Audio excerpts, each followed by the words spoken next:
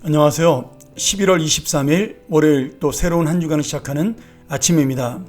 날씨가 굉장히 많이 쌀쌀해졌는데 우리 다 같이 건강 유의하시고 항상 기쁨으로 한 주간을 보내시기를 소원합니다.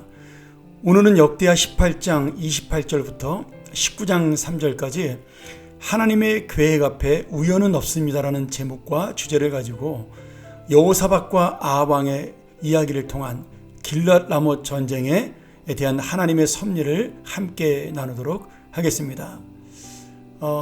여호사밧은 믿음의 왕이었지만 그 마음이 참 선하고 착한 왕이었습니다. 한편으로는 좀 우유부단한 면이 있어서 그랬는지 북이스라엘의 가장 악한 왕이었던 아합과 연합을 맺고 길랏 라못이라는 곳에서 전쟁을 하게 되었습니다. 본문의 말씀은 지금 이 말씀을 통해서 북이스라엘의 아합 왕조가 구체적으로 어떻게 멸망했는지를 잘 설명해주고 있는데요. 아람 왕 베나닷이 아합에게 약속한 이스라엘의 땅을 반환하지 않고 그 약속을 이행하지 않았습니다. 그래서 아합 왕은 그것을 괘씸하게 여겨서 유다 왕 여호사밧과 함께 아람 나라를 연합해서 공격하자고 제안하고 그 연합군을 구성하게 된 것이죠. 이 이스라엘의 땅 중에 반환받지 못한 땅 중에 이 길랏 라못은 굉장히 중요한 요충지였습니다. 길랏을 통과하는 동방 상인들이 지나다니는 통로였고 그 상업도로를 상실하는 것은 국가 경제에 큰 손실을 가져오는 것이었기 때문에 이 아합 왕은 꼭 이 땅을 되찾고 싶은 욕심이 있었던 거죠. 여호사밧은 이 전쟁에서 먼저 전쟁을 시작하기 전에 믿음이 있는 왕이었기 때문에 아합 왕에게 선지자들을 불러서 하나님께서 이 전쟁을 어떻게 생각하시나 우리 한번 하나님의 말씀을 듣자라고 요청을 하게 되고 아합은 400명의 거짓 선지자를 부르게 됩니다. 그들은 모두 똑같은 말로 이 전쟁은 하나님의 뜻이고 반드시 승리하는 전쟁이라고 그렇게 아합의 길을 즐겁게 하는 그런 예언을 하게 되죠. 여호사밧이 가만히 보니까 이 선지자들이 왕에게 아부하는 모습을 보니 진실한 모습을 믿을 수가 없었습니다. 그래서 아합 왕에게 다른 선지자는 없느냐 이렇게 물어보았더니 아합이 미가야라는 선지자를 이야기하면서 항상 나에게 안 좋은 이야기만 하는 선지자다 이렇게 비난을 했습니다.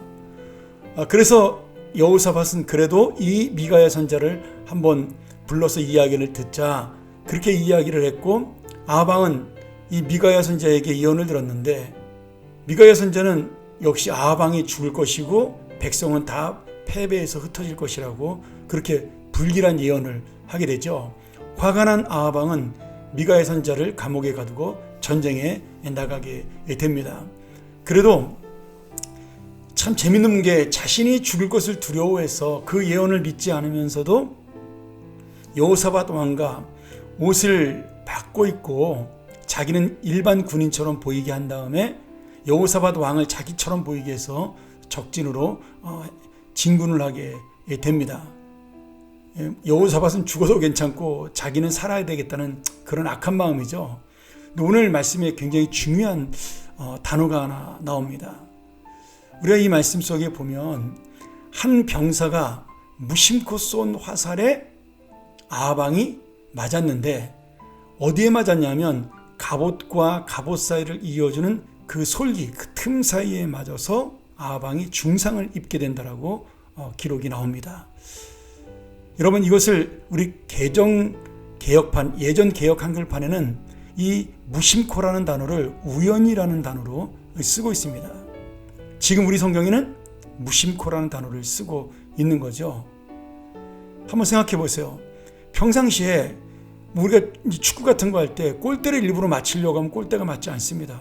골대 맞추는 건 정말 실력이죠. 근데 시합 중에는 골대에 잘 맞습니다. 그래서 골이 안 들어가지 않습니까? 마찬가지입니다. 갑옷이라는 것은 화살이나 칼을 맞았을 때 단단하게 막아주는 그런 두꺼운 옷이죠.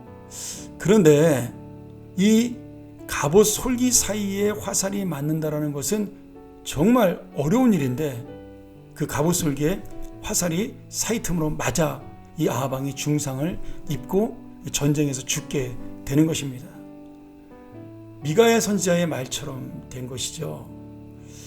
오늘 우리 이 말씀을 보면서 우연이라는 단어, 무심코라는 단어는 결코 하나님에게는 없다라는 겁니다. 이것은 우연이지만 우리가 볼 때는 믿음으로 보면 하나님의 섭리와 계획으로 인한 심판입니다.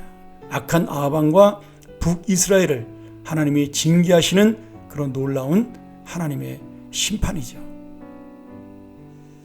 오늘 우리가 이 말씀을 보면서 아합과 여호사밧을 비교해 볼 수가 있습니다. 하나님이 여호사밧을 살려주신 이유가 있죠. 19장 3절에 보면 왕에게 선한 일도 있으니 이 왕이 우상을 이 땅에서 없애고 마음을 하나로 해서 하나님을 찾았다.